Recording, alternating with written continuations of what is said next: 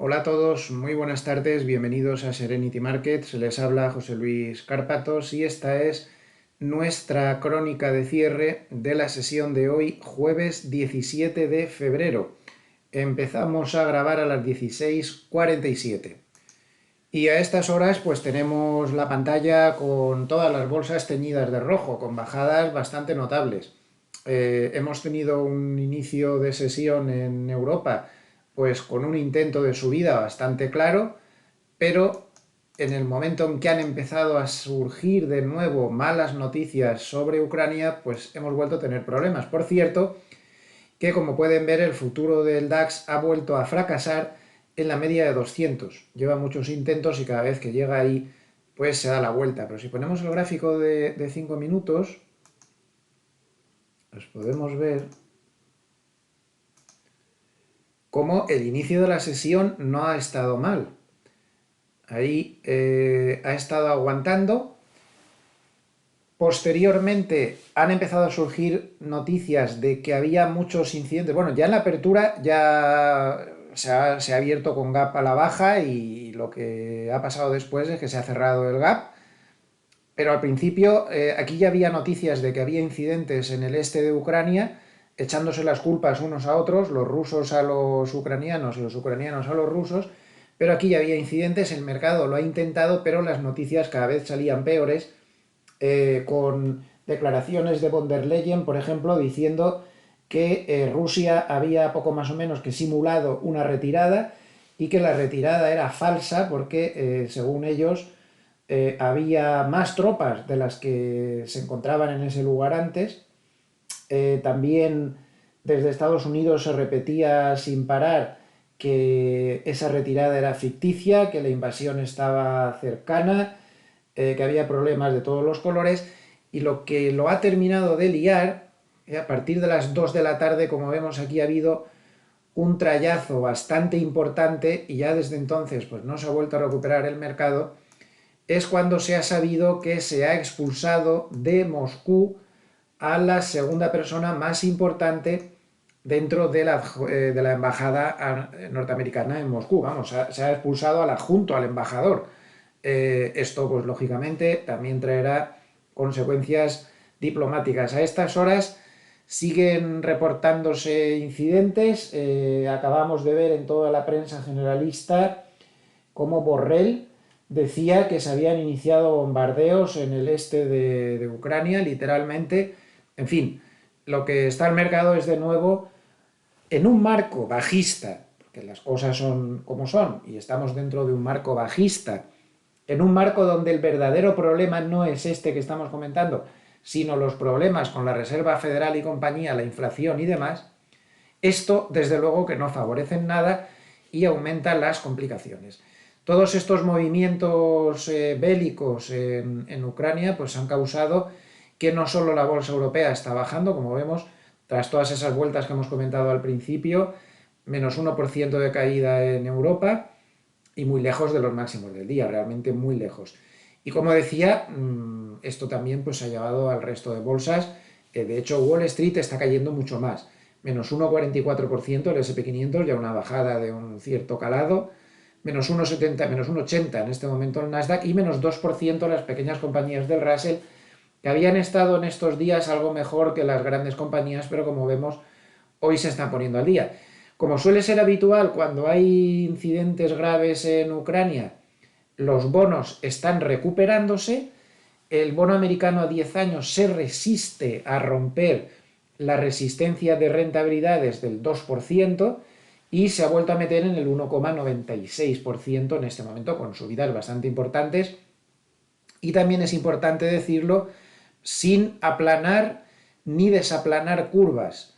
Más o menos los bonos a 30 años están subiendo en proporción a los bonos a 10 años. Un ligero aplanamiento significan estas cifras, pero poca cosa, no muy importante. Están más o menos subiendo en proporción. Como vemos, los bonos a 30 años suben 0,93% en Estados Unidos, o, por ejemplo, el bono alemán a 30 años 0,90%. Y también, como suele ser habitual en estos tiempos, cada vez que hay problemas en Ucrania, pues el oro está subiendo 1,35%. El único que se ha desmarcado de la reacción habitual a este tipo de cosas, porque en divisas tenemos al euro bajando 0,22, se ha reforzado el dólar a costa del euro, siempre pasa igual, el euro se asusta cuando hay líos en Ucrania y mejora cuando, cuando no los hay, y también el euro cae contra el yen 0,63 porque el yen siempre actúa como valor refugio. Bueno, pues el petróleo es el que se ha desmarcado, normalmente sube en este tipo de situaciones, pero ahora está bajando 2,55%, y es que el petróleo anda de capa caída debido al alto número de rumores que existen sobre que podría haber un acuerdo nuclear con Irán y que por lo tanto pues podría aumentar el petróleo disponible en mercado, vía también pues el petróleo que pudiera aportar Irán. En cuanto a sectores europeos, solo hay uno subiendo, el muy defensivo de Utilities, que se está beneficiando de la bajada de rentabilidades de los bonos, más 0,47.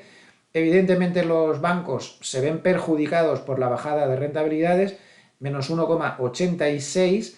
También materiales básicos menos 1,71, seguros menos 1,95 y el resto pues todos a la baja. Y la cesta de materias primas bajando 0,29%. Todas estas cosas de los líos en Ucrania, vuelvo a repetir, hay que marcarlos dentro de los graves problemas que tiene el mercado con los tipos de interés, con la inflación. No hay un solo dato que nos diga que la inflación cede, todo lo contrario, más bien lo que encontramos son datos que nos dicen que la inflación cada vez está peor.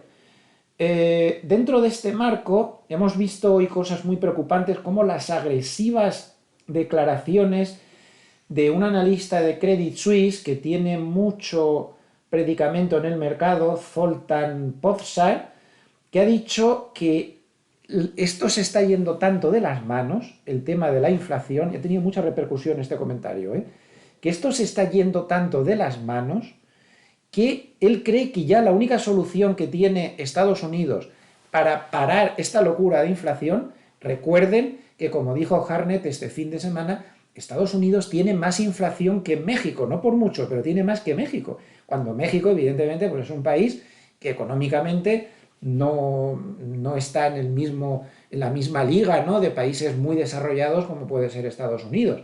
Es un país más en vías de desarrollo, en cierta manera, ¿no?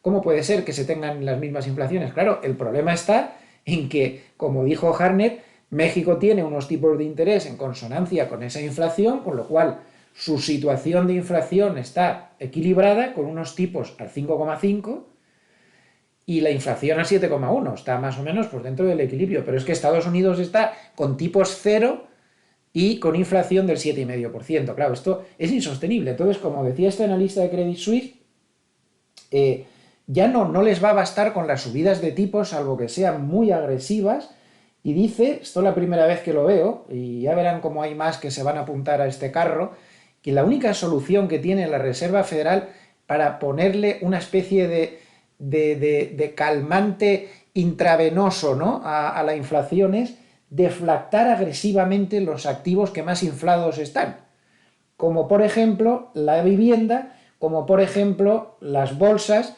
y como por ejemplo los bonos, pues después de tantos años de tipos cercanos a cero. En suma, lo que está diciendo este analista de Credit Suisse, e insisto, es un hombre bastante influyente, es que la Reserva Federal aumente la volatilidad a conciencia, estilo la rueda de prensa de Powell, la última que hubo, para que los mercados caigan, se sanee todo y eso deflacte a la economía. ¿Cómo tienen que estar las cosas para ya analistas de este tipo empezar a hacer esos comentarios? También muy interesante a este respecto, pues lo que ha dicho siempre es interesante, lo que dice Makely Gotoy. No ha dicho cosas suficientes para poner un artículo aparte, pero bueno, ha dicho cositas importantes, como por ejemplo que se ha montado una montaña rusa diabólica a corto plazo, donde está sufriendo todo el mundo, los largos y los cortos, con todos estos bandazos abajo y arriba, pero sin una dirección, bueno, dentro de que la tendencia es bajista, eso es evidente, sin una dirección excesivamente clara en los últimos días, pues está viendo mucho movimiento cuantitativo de corto plazo y sin dirección clara. McElligott dice que le da la sensación de que muchas manos fuertes están jugando a corto plazo sin tener muy claro hacia dónde va nada. En su comunicado de hoy, esto es un tema que les digo siempre, habla de la media de 200. Es un error considerar que las grandes manos fuertes no se fijan en la media de 200. Hay gente que no puede ni ver el análisis técnico, pues es una equivocación, porque el análisis técnico es muy importante, a mi modesto modo de ver, y cosas como la media de 200 la vigila hasta el tato, con todo el respeto. Entonces, McElligott dice que sería peligroso que se cayera por debajo de la media de 200, ya lo está haciendo, está por debajo de la media de 200 otra vez. Comenta también que la gama positiva, el flip dealer point, es el nivel de gama neutral, está en 4505, mientras no llegue ahí va a seguir en gama negativa, con lo cual puede tener mucha reactividad en los movimientos. Y también comenta, y esto es lo más importante de lo que ha dicho hoy, que él cree que el put de la Reserva Federal, es decir, ese put simbólico, esa protección contra caídas que la Reserva Federal casi siempre se saca de la chistera en algún punto, dice que él está convencido de que ese nivel de reacción de la Reserva Federal está por debajo de 4.000. Casi todo el mundo coincide. Harnett ha dicho lo mismo, que está por debajo de 4.000. McElligott de Nomura, como estamos viendo ahora, también. Wilson de Morgan Stanley también.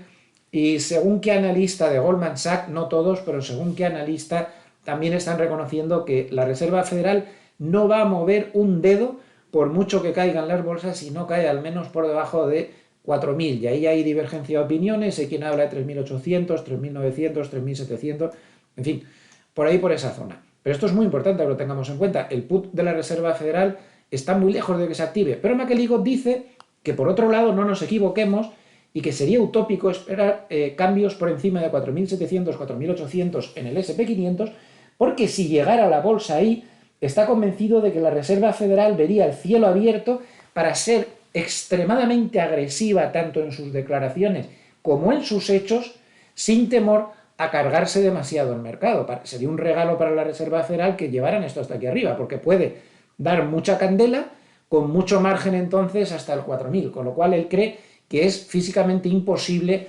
que, al menos a corto plazo, hablando de meses, que se pueda ni siquiera acercar a esas zonas. Bueno, me parece una opinión siempre interesante. Por si teníamos poco enredo, también ha contribuido a las caídas el amigo Bullard, que como saben tiene una idea sobre política monetaria que repite sin cesar, y hoy lo ha vuelto a repetir, ha vuelto a decir que es imprescindible que se suban los tipos 100 puntos básicos en las próximas 3 reuniones, o lo que es lo mismo, pues cree que habría que subir tipos en marzo, 50 puntos básicos, y luego en las 2 siguientes reuniones 25 puntos básicos más. También ha contribuido negativamente en la sesión de hoy la caída de Nvidia y de Applied Materials, que son dos valores que tienen mucho predicamento entre la tecnología y que han dado resultados que no han gustado al mercado, y ambos estaban cayendo pues con bastante fuerza, al menos la última vez que lo he mirado. En cambio, en Europa han predominado los resultados positivos.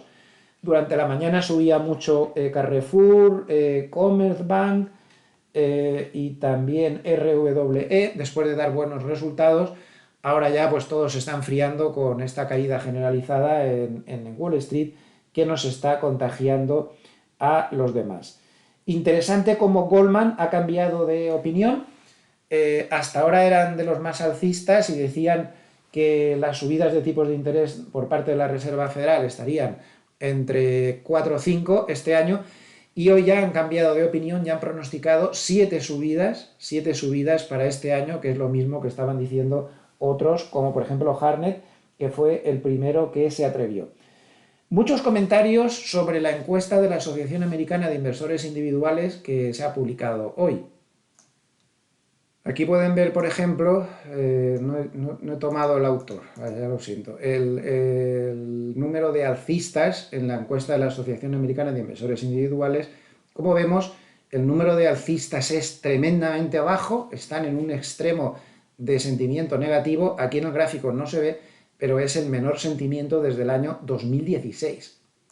Aquí tienen otro gráfico diferente de Sentiment Trader, donde se hace eco también del pesimismo tremendo que hay entre los particulares, un pesimismo que si se fijan en los puntos rojos, no se había dado, aquí se ve desde el año 2016, lo que les he dicho antes, ¿no? En los últimos 6 años nunca se había llegado a ver un pesimismo tan extremo por parte de los particulares. Entonces, según él, una semana después de alcanzar lecturas así, se está cayendo 0,32 en promedio, 2 semanas después 0,41, en fin, no hay demasiada reacción, un mes después se sube 1,09 y la verdadera reacción empieza aquí. 2 meses después, porque todo esto puede ser casualidad y casualidad es estadística porque la muestra es de muy pocos datos, ¿no? Ya a partir de 2 meses empieza a ser más significativo porque hay un 84% de subidas con un promedio de subidas del 3,85. Bueno, no sé, no me fiaría mucho de esto porque la encuesta de la Asociación Americana de Inversores Individuales está muy rara, ya lo hemos comentado en muchas ocasiones, pero bueno, el caso es que hoy se está hablando mucho de este sentimiento extremo que podemos ver en esta cifra. Y aquí les he puesto también otra encuesta, que es la encuesta de Investor Intelligence, que se publicó ayer, y no he tenido los datos hasta hoy, por lo que ayer no se la pude comentar. Esta encuesta de Investor Intelligence, a diferencia de la otra, que se hace entre particulares, esta se hace entre gestores medios, ni muy importantes ni muy pequeños, entre gestores medios de carteras. Y como pueden ver, este es el ratio bull to bear, es decir, bull to bear de alcistas contra bajistas, y como podemos ver, el sentimiento de estos gestores medios de cartera ha caído al mínimo de 22 meses. Mínimo de 22 meses. No es aún un sentimiento de pánico, como podemos ver en estas lecturas. Para que se dé ese sentimiento de pánico hay que bajar más, hay que ser más pesimistas aún, pero como vemos se está entrando en una zona de mucha negatividad. ¿Esto a qué invitaría? Pues una lectura como esta, en esta encuesta que es más fiable, la de Investor Intelligence, lo que nos estaría mostrando es que el mercado aún tendría potencial para un zarpazo duro, muy duro aún, y que tras ese zarpazo vendría una grandísima oportunidad de compra. Sería hasta el nivel del put de la Reserva Federal, de lo que está hablando McElligott, pues no lo sabemos. De momento y desde el punto de vista técnico, sigue sin poder descartarse pues, la hipótesis con la que estamos trabajando de que esto pudiera ser 1, de que esto haya sido 2 y que ahora podamos ver 3, pues es totalmente posible, no se puede descartar en absoluto, de hecho parece la hipótesis más probable, pero en cualquier caso, por si acaso no es así, estamos empezando a ver pues, una figura triangular clara, ya podemos unir los mínimos claramente con una directriz que tiene bastantes apoyos ya, y por arriba pues tenemos una directriz bajista mayor que claramente pues está uniendo los máximos descendentes. Entonces, este tipo de figuras ya saben que esto estaríamos hablando de un triángulo simétrico, de una figura triangular simétrica. Este tipo de figuras pueden llegar hasta aquí, hasta casi agotar el potencial de no moverse, pero está muy claro que por donde rompa va a romper con ganas. Va a ser una ruptura violenta, así que estemos atentos. Desde luego está mucho más cerca de romper por debajo que por arriba, pero ya el simple hecho de perder esta directriz, todo el mundo va a ver la ruptura de la figura triangular y podría potenciar una caída bastante rápida. De momento, este nivel es importante, el nivel de la media de 200, este mínimo del lunes también es importante. Si ese mínimo no es respetado, lo normal es que se vaya a esta zona a comprobar la fortaleza de los soportes. Y por arriba, pues todo lo que sea volver a situarse por encima de la media de 200 sería bueno, y el peligro pasaría ya por encima de la directriz y de las dos medias de 50 y de 100 que están moviéndose más o menos en el mismo punto. El gráfico del Nasdaq está mucho más deteriorado y como vemos sigue moviéndose lejos de la media de 200, aunque también podemos encontrar aquí una figura triangular, más o menos, y ahí estaría la otra directriz. Da la sensación que por donde rompa está más clara, más sólida la del SP500, pero aquí también da la sensación de que por donde rompa pues va a haber movimiento. En resumen, a ver si me dejo alguna cosa más, voy a repasar mis notas.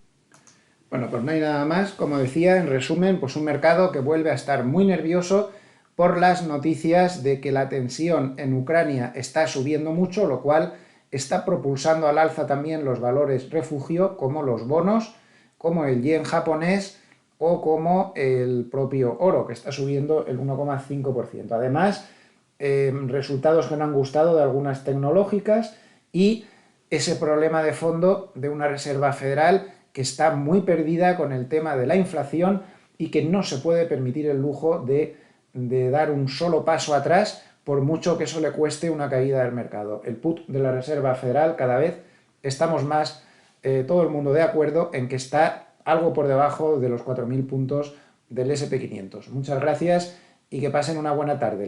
Les espero a nivel de vídeos mañana sobre las 8:30 con el vídeo de apertura en Europa.